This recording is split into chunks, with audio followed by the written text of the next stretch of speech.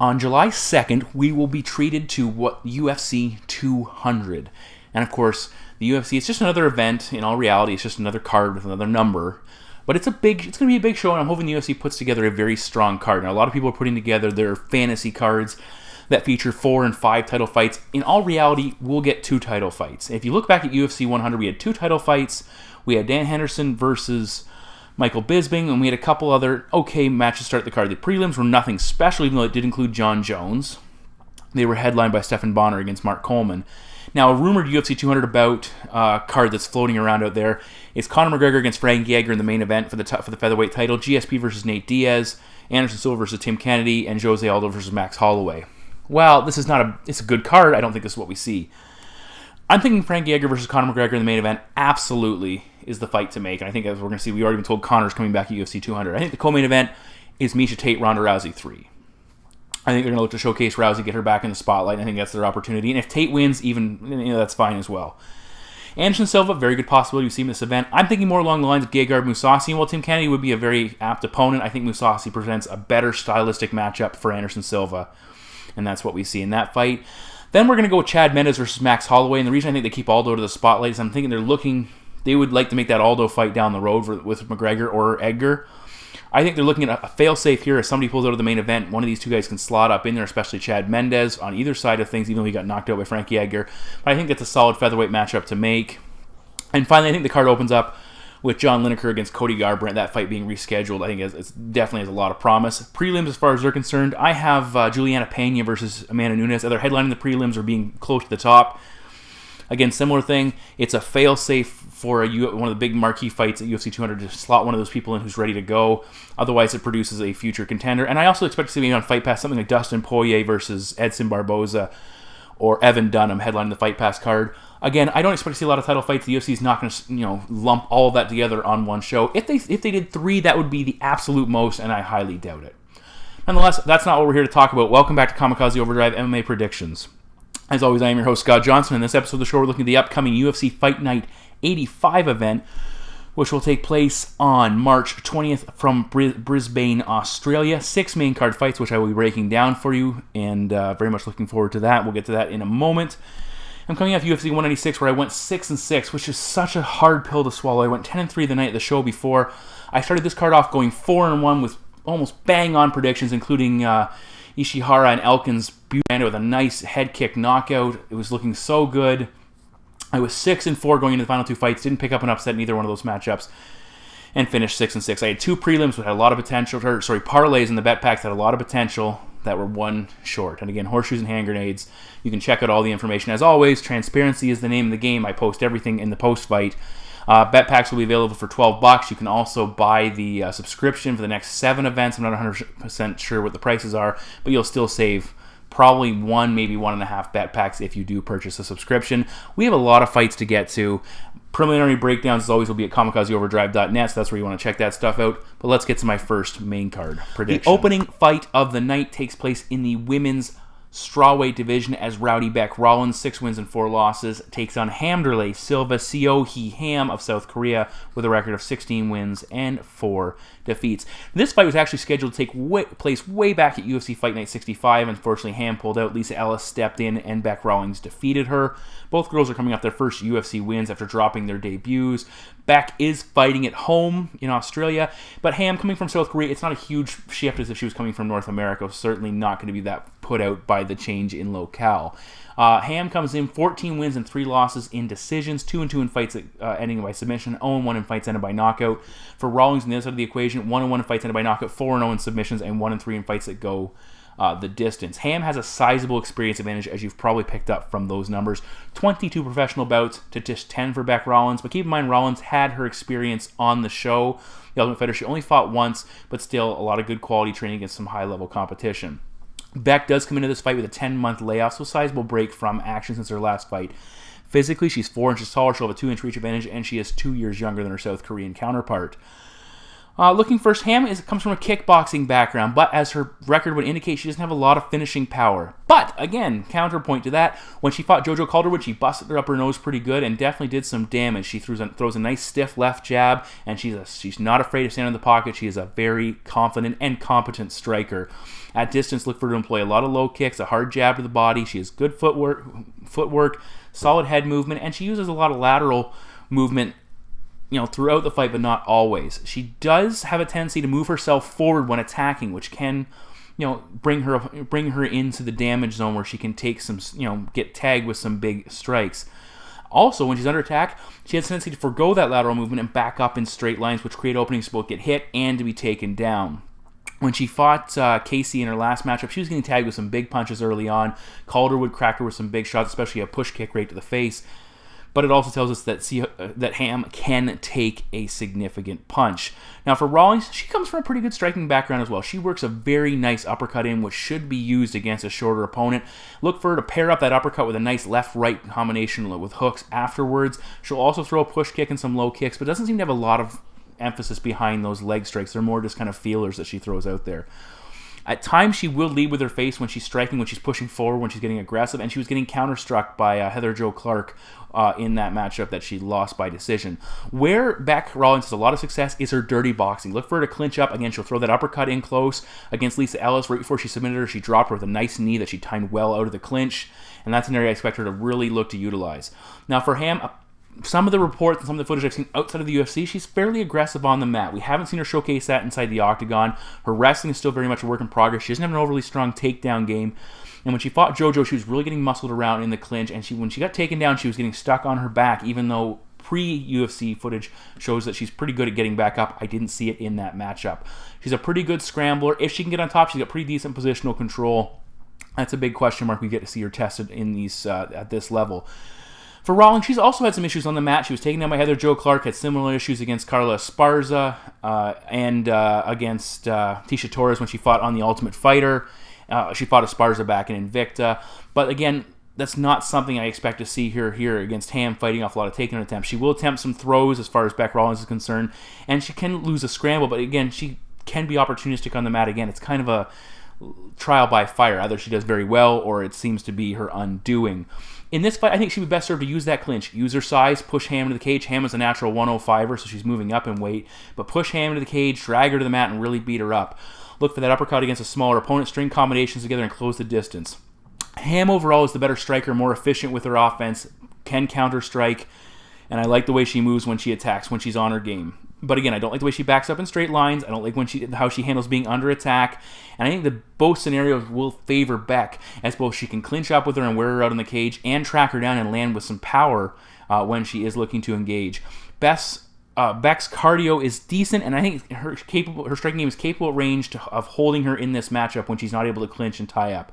Ham doesn't have the grappling issue or chops to trouble Bec Rawlings like Bec's past opponents have. I think look for Bec to pin her on the cage, dirty box, knees, drag Ham to the ground as well. Possibility of a hometown decision here with Bec fighting at home, and the advantage in the crowd will help her. My prediction is Bec Rawlings to defeat Seo Hee Ham by decision. Fight number 2 in the main card takes place in the UFC's middleweight division as the returning New Zealander James Te Huna, 18 wins and 8 losses, takes on Canada's Steve the Boss Bosse with a current record of 10 wins and 1 loss. Now, for Bosse, this is his second fight, and for James Te Huna, he comes into this second fight in the UFC. For James Te Huna, he comes into this matchup after a 21-month layoff after a series of injuries kept him out of action. He has lost 3 fights in a row against pretty notable competition in Nate Marquardt, Shogun Rua, and Glover Teixeira. For Bosse, he comes into this matchup after having sat out for 9 months. He's only fought twice since late 2011 and had retired after signing with the UFC, and some issues had transpired, but he is back in action again. For Te Huna, 3 inches taller, he'll have a 3-inch reach advantage, same age, and they both debuted in the middleweight division in their last fight. For Bosse, he's a former hockey enforcer, 8 wins by knockout overall, 2 losses, 1 submission win, 1 decision win. He has some recognizable names, certainly in the downward turn of their careers, in Houston Alexander, Marvin Eastman, and Wes Sims on his record. He's beaten all 3 of those individuals. For Te Huna, 10 wins by knockout, 1 loss by knockout coming against Shogun Rua. He is 3-6 in fights ended by submission, 3-0 on the scorecards, and he has a decent respectable record considering the competition he's been facing of 5-4 inside the octagon. He did win 5 of his first 6 UFC appearances, with his lone loss coming against Alexander Gustafsson. Now for Bosse, he's a power striker and brawler, if you will, throws everything with a lot of power, and he relies primarily on his boxing when he does attack. He tends to be quite hittable and leaves himself open at times. It hadn't cost him until he got knocked out by Thiago Santos in his last fight, and we didn't really see much of him. I think that fight lasted, 29 seconds before Santos put him down with a vicious head kick. For Huna, he also throws exceptionally hard. He's a pretty decent striker. Now, these numbers are fairly respectable, averaging 4.08 strikes landed per minute compared to just 2.95 strikes absorbed per minute. So he does a nice job of outworking his opponent and not limiting the damage, because 3 strikes per minute is still a lot, but at least getting the better of the majority of the exchanges. Now, James Tehuna's only been knocked out once in his career, but he was dropped by a head kick against Ryan Jimmo, which isn't surprising. Jimmo does kick hard. And he was hurt with a knee from Nate Marquardt, so his chin could be going as he gets later in his UFC or MMA career. But overall, while both guys can knock each other out, I think the key to this fight is going to be the ground game. Neither man is an elite wrestler, but Huna has had success on the mat before. He scored 2 takedowns against Ryan Jimmo, and he really used the ground game to turn that fight back in his favor. Similar against Joey Beltran, where he landed 3, and he picked up 5 against Igor Prokhrayets way back in the day in his UFC debut. And he does a pretty good job of working the ground and pound and remaining active. Another thing to keep in mind with Huna, despite his aggressive style, his cardio isn't bad. When he goes in longer fights, he seems to be able to maintain his performance to a certain degree. Now, Bosse is training at a TriStar, and the question, we haven't really seen a lot of his ground game, 1 career submission win, but I think his key to success is he needs to remain vertical against Huna and let his hands go. Now, here's some things here, though. You look at this. All of Bosse's KOs have come in the first round, but 1, which came against Houston Alexander. Just 3 fights in his career have gone outside of the first. He's coming in with a 9-month layoff. He's had minimal activity overall. He's also fighting in a different time zone than what he's used to, which can throw a person's biological clock off and really impact their body's ability to peak physically and get the job done when they are stepping into the cage. This would suggest that if he can't end the fight inside the first round, he is going to struggle. But he certainly could end that fight inside the first round. Tehuna's coming in. He could be suffering from ring rust. If he has a slow start, it could create that opening for Bosse to get the early finish. Huna is 9-0 in fights to go outside of the opening round, but keep in mind all 8 of his losses are inside the first round. So it's those numbers kind of cancel each other out, and you throw your hands up in the air and you go, what are we looking at here? For Huna overall, he has faced better competition. He has beat some, lost to others. Is he past fighting guys at that top level? Where's Bosse as far as competition is concerned? We really don't have a lot to go on. Both guys, I think, have power. Both guys have power. Huna overall is the more well-rounded fighter. I think he'll be looking to clinch and take down Bosse. I think he eventually grinds him out, wears him down. And my prediction is James Huna to defeat Steve Bosse by TKO.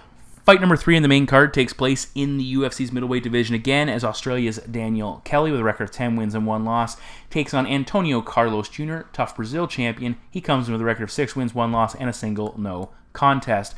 Now what we have here is a battle of grappling styles. Kelly is a 4th Dan black belt in judo and a BJJ purple belt, where Carlos Jr. is an exceptionally accomplished BJJ black belt. For the Brazilian, 4 of his 5 wins have come by submission, 2 via arm triangle, 1 by arm bar, and 1 by rear naked choke. 3 first-round finishes on his Ultimate Fighter run, en route to winning the tourney that include 1 submission and 2 knockout victories. And keep in mind, that tournament took place at heavyweight. We'll talk about that more in a moment. Kelly, 5 wins by submission, 3-0 in the scorecards, 2-1 in fights ending by knockout. He has 3 rear naked choke victories, an arm bar, and a Kimura on his record. In his only Tough Nations appearance, he was submitted in the first round by Sheldon Westcott via arm triangle.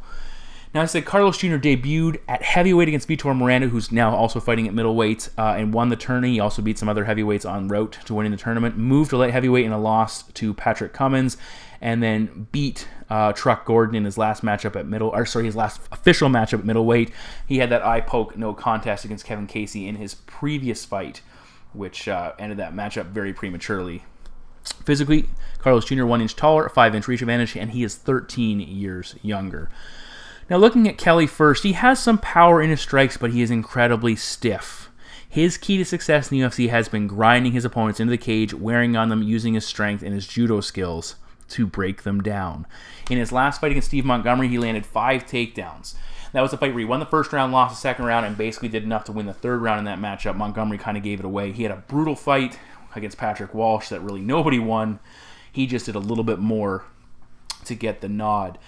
He has a lot of success when he can smother his opponents against the cage. He uses a lot of forward pressure to shut down their offense. Look for him to use trips from the clinch and mix with short strikes, trying to bust them up. But his striking defense leaves a lot to be desired. Of course, he was knocked out by Sam Alvey, who was absolute dynamite in his hands. He was getting cracked in round 2 by Montgomery, and I think he was hurt a couple of times. He slowed down tremendously in that fight and wasn't able to close the distance quick enough, which created openings for Montgomery to attack him. Now, looking at Junior, he is far more active with his takedown game. He landed 4 against Gordon, 5 against Vitor Miranda. He even took Patrick Cummins down once, which says a lot. But in that fight, he got taken down several times, I think 4 overall, and we really spent a lot of time on his back being busted up, which is something Kelly's going to want to replicate. If Carlos Jr. gets on top, he has strong top control. He remains very active, decent ground and pound. Look for him to mix some elbows in, and he was even posturing up, pulling back when he was in side control and landing some solid knees on the mat, which is something I like to see opponents do because fighters do because it really opens up opportunities to land other strikes because that fighter on the defensive has to worry about more. Again, with Carlos Jr., he works much better from top position. He can attack off his back and should be more effective if put on his back than Kelly would be if Kelly was put on his back. But again, it's not a position you want to be. It's a losing battle if you are put there. The striking for Carlos Jr. also a little bit stiff, but he is aggressive and he will come forward. He has some power. I think he's more fluid than Kelly, which isn't saying much.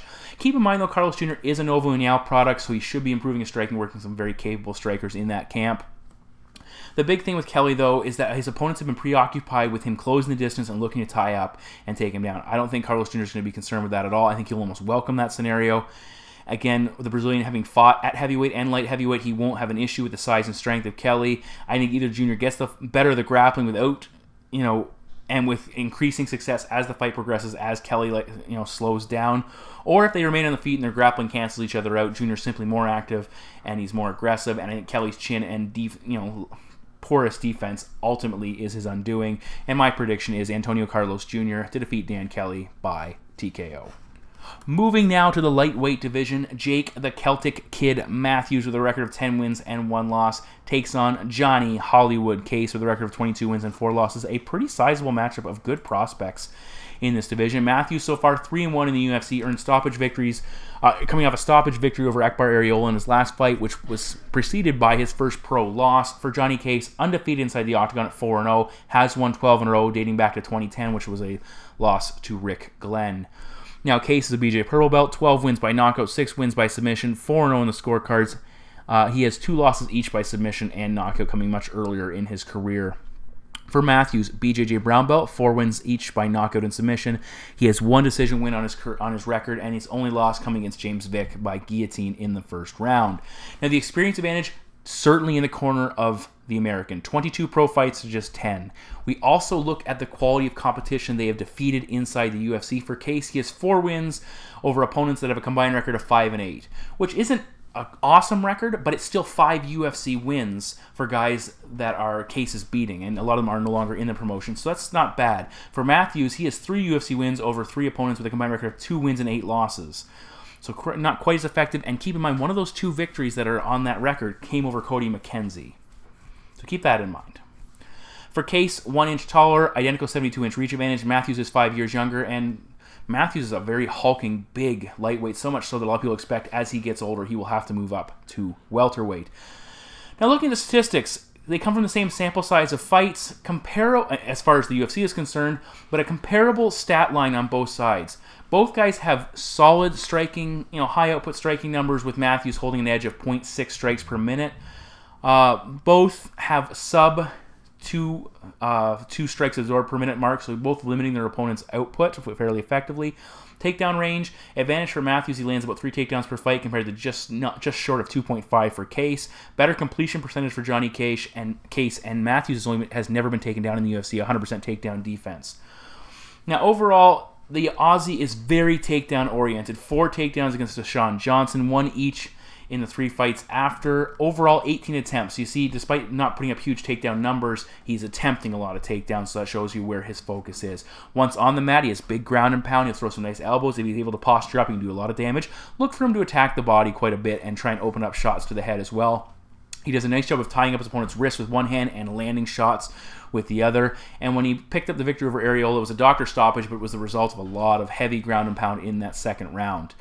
On the feet, he will look to close that gap and tie up and initiate that clinch situation. He had a big slam against James Vick early in that fight, but ultimately he stuck his head in too deep on a follow-up takedown attempt and got caught in a vicious choke, which is a good learning experience for a young fighter. Now, overall, Johnny Case has had a lot of issues with takedown defense. Frankie Perez and Tokodomi both had success taking him down, and Jan Cabral, the last man he defeated, put him on his back 3 times. Cabral, a very capable BJJ black belt. He took him down 3 times. Now, where Case had success, he sprawled against Cabral. He eventually was taken down, and he was pretty active off his back and was able to get back up on a number of occasions, but he was losing position at times and losing some of the scramble battles. And against Jake Matthews, that's something that plays right into the Aussie's hands. At the same time, Case very surprised a lot of people. He was able to sweep Cabral and get in top position, which it tells you a lot against a top-level grappler like that Brazilian. He had some nice takedowns against Frank Trevino, landing 4 against Perez as well. When on the feet, Case throws some nice straight punches, has some power in his left hand, a decent kicking arsenal, looked for him to go to the body with a body kick, and he hurt Cabral with a nice quick 1-2. When Matthews was fighting Akbar Ariola, he was getting backed up early on and he was hurt and almost knocked out with a head kick in the early action of that fight. Put on the mat and was stuck there in that position on his back. We haven't seen a ton of Matthews striking against other competent strikers. When he fought Wagner Hoshi, he landed a pretty good Superman punch. He throws with power, throws some decent low kicks. He tends to telegraph his punches by stepping in a little bit too much, and it was getting him countered by Hosha in that matchup. Not a ton of cohesion in his attack, unless he's blindly moving forward with punches, and that's when he starts to string stuff together, but again, it leaves him open to get countered. Case, the key to this matchup for Johnny Case is defending those takedowns, and if he is taken down, be active, get back to your feet, and do damage.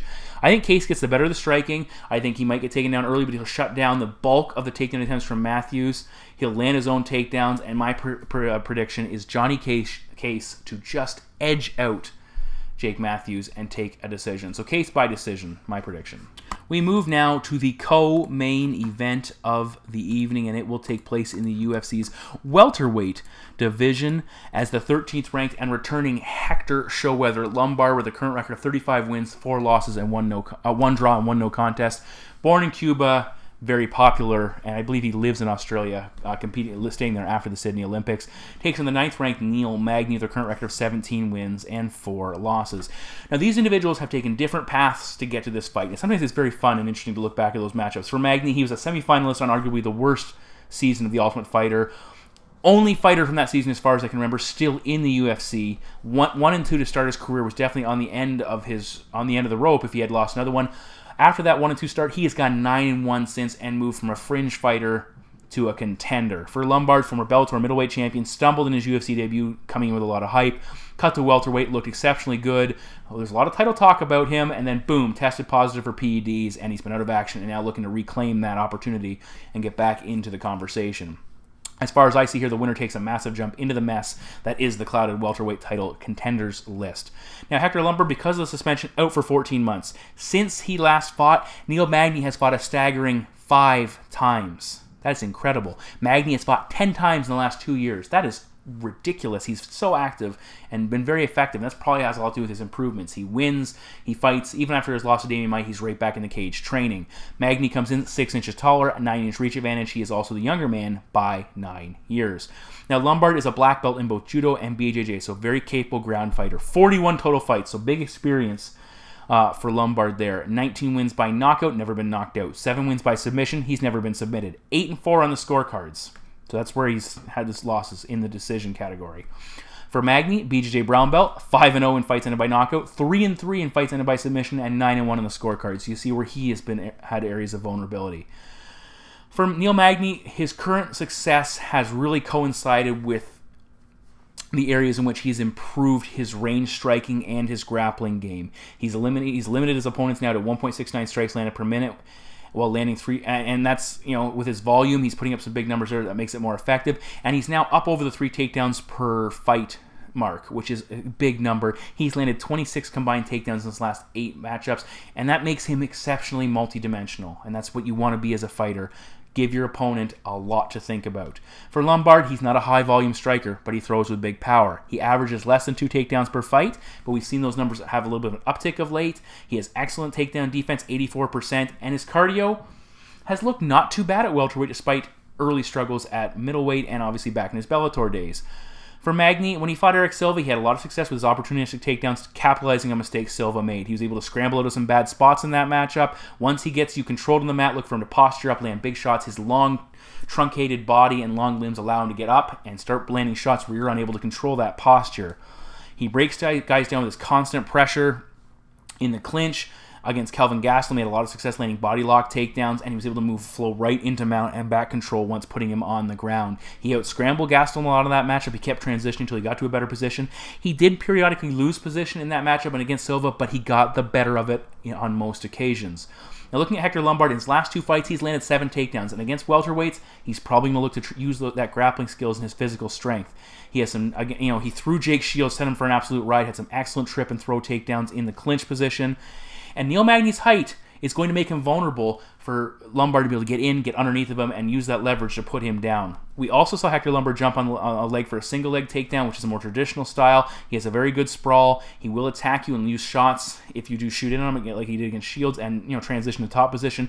He has a very strong base. Needs to work on remaining active on top, but once he gets on top, he's very difficult to shake off. For Magny, when he's on the feet, again, distance is the key. Lots of jabs, double and triple it up. He'll jab to the body, uses a lot of movement against Gastelum to give him a moving target. Where Kelvin had success against Magny was when he was able to back him up against the cage, and he had Magny shelling up and he was unloading. And that's something, he was also taking damage against Eric Silva along the cage, and that is something that he needs to avoid doing against Hector Lombard. With Lombard, he likes to sit at range, avoid damage, and then attack his opponent when they come in. When he elects to move forward, he throws very hard hooks, and ultimately he needs to be on the inside against Magny. That's nothing that you didn't already know. He can be too inactive at times if he can't move forward, and that's something that's got to be a big concern for him, is getting stuck at the end of that jab and not landing anything. Look for Lombard once he separates from the clinch to try and throw some big bombs and unload with some massive power. A lot of question marks in this fight. How has the layoff impacted him? If he was on PEDs, getting off them, how has that changed his ability to perform? If that was the case at all. Lombard is exceptionally strong in the clinch. Magny, I don't think will be able to roll or transition into better positions once they hit the mat. I don't think he'll be able to take him down either. The lower stature of Lombard is going to make those level changes for Neil Magny very difficult. Magny needs to sit on the outside and pot shot, jab, and kick away and keep him on the outside, but I don't think he has the power to keep Lombard from coming forward and closing the distance. Magny has been taken down 7 times in his last 3 fights, in which he lost 1 and had 2 split decision wins. He also scored a lot of takedowns in the 2 wins to help counter that. I don't think he'll score the takedowns in this fight. I think he's going to give up a lot of takedowns. I think Lombard keeps the fight at close range, backs Magny up along the cage, lands some big shots with big power, combines that with his takedowns, and my prediction is Hector Lombard to defeat Neil Magny by decision. We move now to the main event of the evening. It's in the UFC's heavyweight division. Whew, don't we always love when heavyweights get to go at it? We have the number 9 ranked Super Samoan Mark Hunt of New Zealand with a record of 11 wins, 10 losses, and 1 draw, taking on the 10th ranked former UFC heavyweight champion Frank Mir with a current record of 18 wins and 10 defeats. Now, both guys have gone through significant ups and downs over their careers.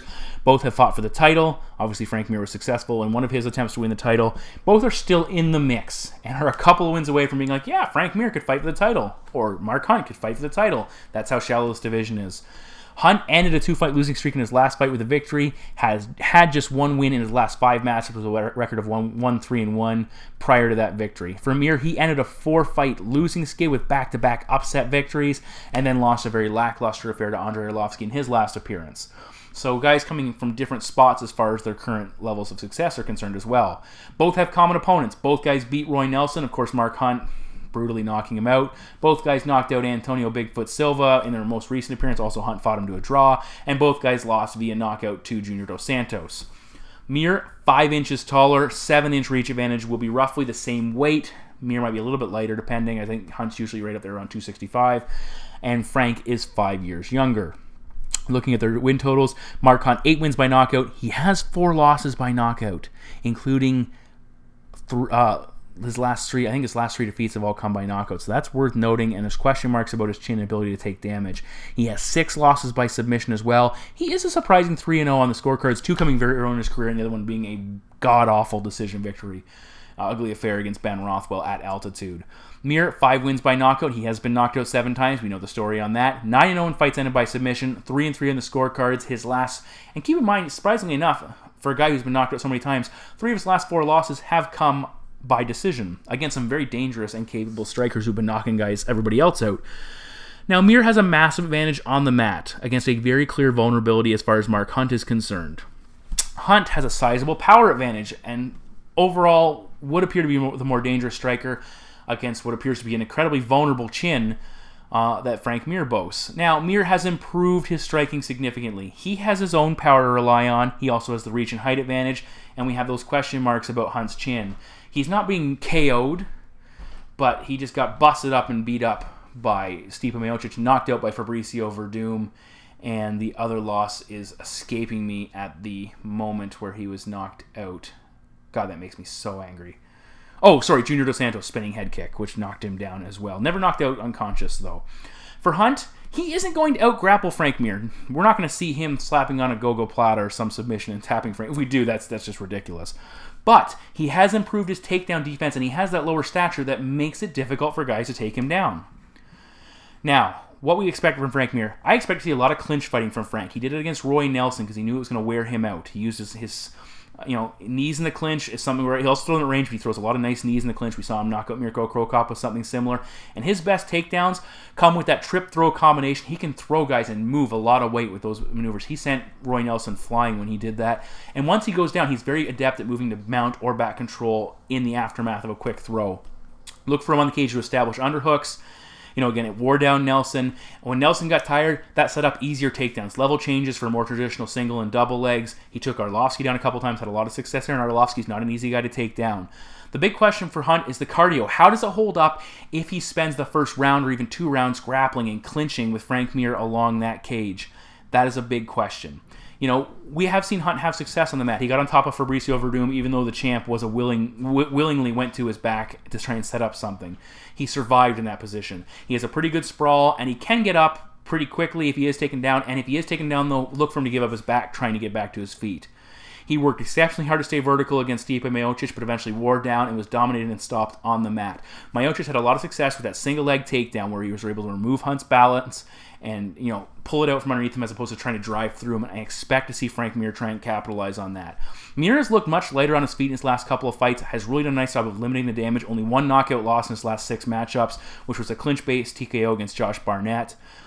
He put down Antonio Silva, which nowadays isn't really that big of a feat. He has some nice straight combinations. Look for him to throw a nice right or left body kick. His hands do drop at times, and that's where Hunt can capitalize. Hunt has some hard low kicks, but doesn't throw them enough to really be a factor in this fight. Look for him to throw a nice straight right, left uppercut, and he has that leaping left hook that he'll work in as well. The best strikes for Hunt come when he just plugs those short combinations. He had that brutal uppercut that knocked out Nelson, but he tends to be way too flat-footed. And he's a big guy. He's way too flat-footed and plods forward. He was struggling with the pressure of Miocic, especially after a round of grappling. I think that's what Frank Mir is going to look to exploit. Hunt has to land a KO early because I don't see him doing enough over 5 rounds with the volume and diversity to outdo Frank Mir. I think Mir is going to clinch him. He's going to hold him on the cage. He's eventually going to take him down. He's going to wear on him. I think Frank fights exceptionally smart. He can't afford to get hit. He's aware of that. Look for him to use that distance well. Hunt's chin is a big question mark. If Frank is able to clip him or beat him up like Miocic did on the mat, Frank's chin equally as big a question mark. I don't think Hunt will be able to survive on the mat, especially if he gets tired. And my prediction, and a bit of an upset, is Frank Mir to defeat Mark Hunt by submission. So those are my 6 main card predictions for my upcoming UFC Fight Night 85 event, which, now that I look at it, I'm taking 4 underdogs on the main card, which is kind of frightening, but nowadays it might not be because we've seen a ton of underdogs happening. I really have a lot of confidence in these guys. I tried my best to try and stay away from betting odds when I'm making predictions. That's what my bet packs are for. I look at value-based bets and taking a guy simply because I think he's being undervalued or someone else is being overvalued. But these are my predictions. These are, I think, who's going to go into that cage and win. And so certainly if you want my insight as far as gambling is concerned for both the main card and the prelims, my DraftKings breakdowns, props, everything else for the entire card, not just 1 or 2 fights. I don't cherry-pick fights. I talk about everything. You can buy my bet packs for $12, which is exceptionally cheaper than anything else people offer on any other website, unless they're offering it for free, or obviously $11.99 or something, a denomination lower than what I'm offering. But keep in mind, a lot of people question me on this as I talk about units in a different way. I show everything. Not only do I show who all my picks are, I post all my bet packs. You can go in and look. I've been to other sites, And they might show some things. They might show this bit or that bit.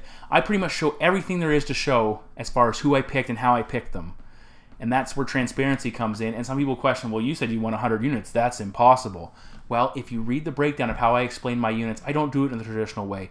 I do it in a way that's very plug and play. It's very easy for people who buy my bet packs, no matter what their bankroll is, to be able to step in and say, I want to bet $100 in this card, and I'm going to spread it over the parlays as you recommended. This is how I divide it up. Boom, there's my money. That's what I'm betting. Or I want to bet $2,000. I can do the same thing without any problem.